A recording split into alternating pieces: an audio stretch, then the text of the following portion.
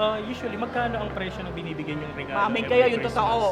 Ako Correct. po, pag boyfriend, 2K, mga 2K max. Pero pag friends, below 500. Yes. Eh kasi okay lang naman din yung below 500. Ako din sa friends ko, pwede nang below 500. Pero you can be creative. Yes. Pwede kang mag-anik-anik. Mag-add ka ng Mag-combine-combine. personal touch dun Kasi sa... lalo na kung marami kang friends. Oo. Di syempre, lugi ka naman para ang dami-dami nila. Ako rin, kasi meron akong barkada, so gusto ko pantay-pantay sila para wala mag-ingitan. So mga around 500 din. Oo. Yes. Ako dahil may asawa na ako, mas mababa na yung budget niya. Joke lang. Pero syempre pag-iisipan mo pa din yung bibigay mo sa asawa. Actually, hindi na nga presyo pinag-uusapan na. Yung talagang effort. Oo nga. Yung effort na yan pagka mga boyfriend and husband. Ganyan.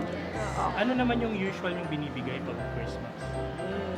Ako yung parang personalized na Christmas decor na may family name nila. And my year.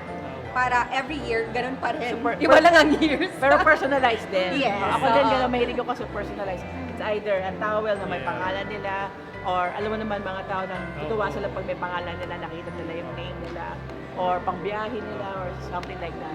Kasi So, ako, pwede usually yun. ako kumot the Abel blankets Ah. kasi it gives warmth sa... Regaluhan mo ko yan, Bes! Tapos may Gusto ko yan! naka-personalize din siya para... Friends na tayo.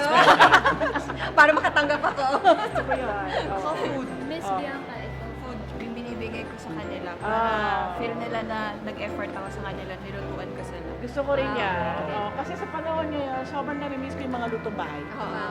Priceless na siya eh. So, Parang yun na yung special ngayon. yes. Saka yung yung time. Yes. Kasi puro lang tayo, Online, online, work. social media, Yes. tapos minsan ayaw natin makipag-usap.